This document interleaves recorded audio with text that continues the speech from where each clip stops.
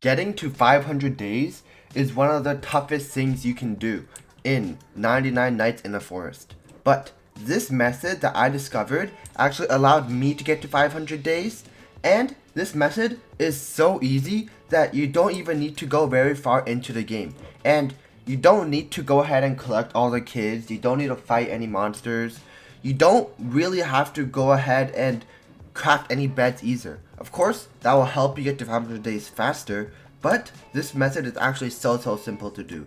So let's hop into a game right now, and I'll walk you guys through it. Exactly how you can get to 500 days very easily.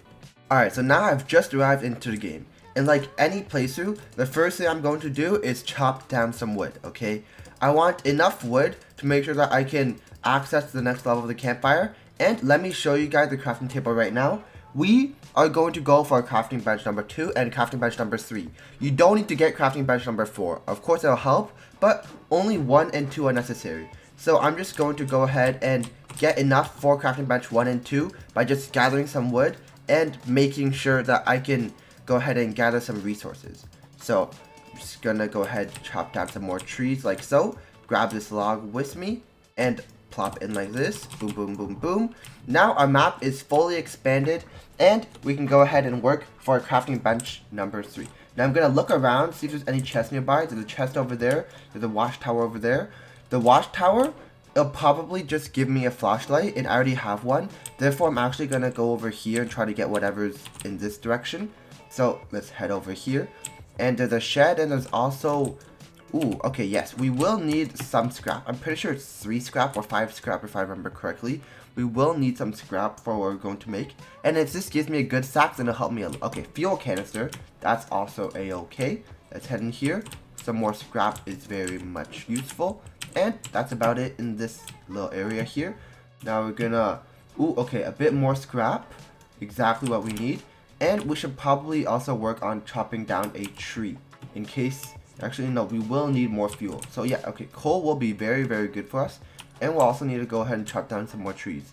After we go back, I'm gonna go put more logs and more fuel in here. Put some scrap in the grinder. And then chop down some more trees until we preferably unlock the next... Okay, the next area has been unlocked. Put some scrap in here. Let's take a look. Okay, so I need crafting bench 2, crafting bench 3. That requires 20 wood total. And you will also need a lot of wood for this method. You will preferably need a couple of farm plots. Maybe 3 or 4 if you're playing solo. So probably 3 per person. So I will need 30 wood from here, plus 20. So I will need 50 wood total. So let's get to it and start gathering up some wood for my upcoming adventures. So now I just got crafting bench number 2. And I'm going to go ahead and craft crafting bench number 3. And why we need this is because we will need the biofuel processor, and the crockpot will help, but the biofuel processor is the main one. Now I'm going to go ahead and craft a map just because it's very helpful. And I'm actually not going to go through the entire process, but I'm just going to go ahead and explain exactly what you got to do here. So after, right, let's say I craft the crafting bench number 3, then after I craft this, I'll be able to unlock, as I said, crockpot and biofuel processor. And what you will want to do is basically you want to place down the biofuel processor right next to your fire. So whatever you put in will be turned into fuel. And what exactly will you put in? Well, you will go ahead and put in the carrots that you'll get from the farm plots. So that will give you infinite fuel, okay, because carrots, biofuel processor. And next up, the crockpot does help, but if you don't have the crockpot, you can just put in a lot more farm plots. And basically what you want to do is just, you want to live off of carrots, and you also want to live off of the fuel from the biofuel processor.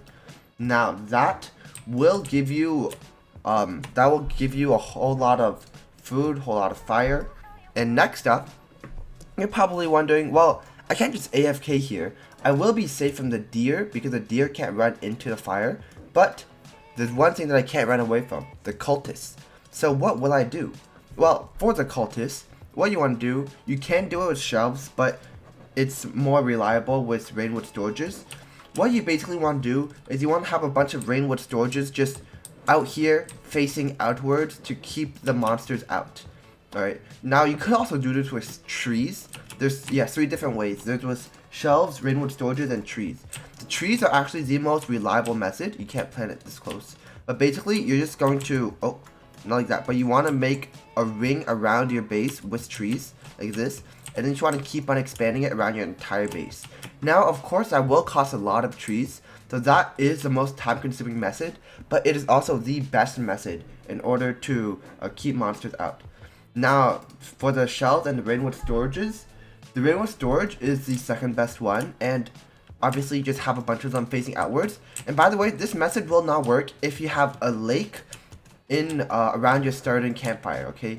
Because if you have a lake around your starting campfire, what will happen is that you cannot place anything on the lake, and it'll make it so that monsters can actually just go through the lake and then just access your base that way. So you have to be very, very careful about that. I'm just gonna go put down a sapling like this. Again, you want to just make like a little wall around your base with saplings if you are doing that method. But yeah, now the shelves. This one is the cheapest method, but it's also the most unreliable method, okay? The reason being is that shelves is simply not as tall as the rainwood storages, so the people, they can just glitch through it, so it'll be very, very difficult for you guys to go ahead and defend against the cultists, and that's mainly the biggest reason. Also, I'm pretty sure the cultists can hit through the shelves because there are gaps there, so it will be a little annoying for you guys to survive that. But yeah, it's just those 3 main methods to keep the monsters or the cultists out.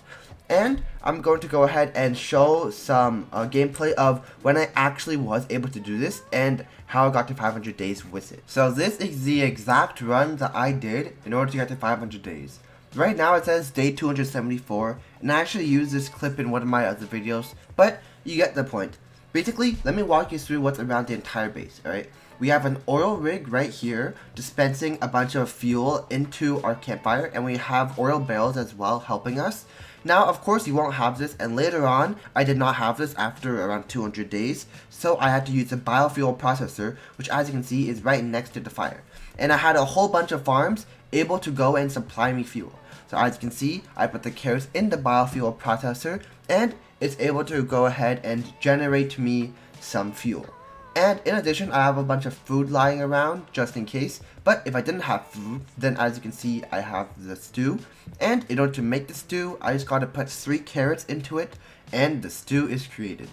Now, I don't know what else I'm doing in this clip. There's not really much else. Ooh, we've also got a teleporter back there. But yeah, you can use a teleporter in order to get in and out of the base in case if you want to do some adventuring, because it's easy to get out of the base, but it's not easy to get back into the base due to the high walls that you guys can see surrounding the entire base.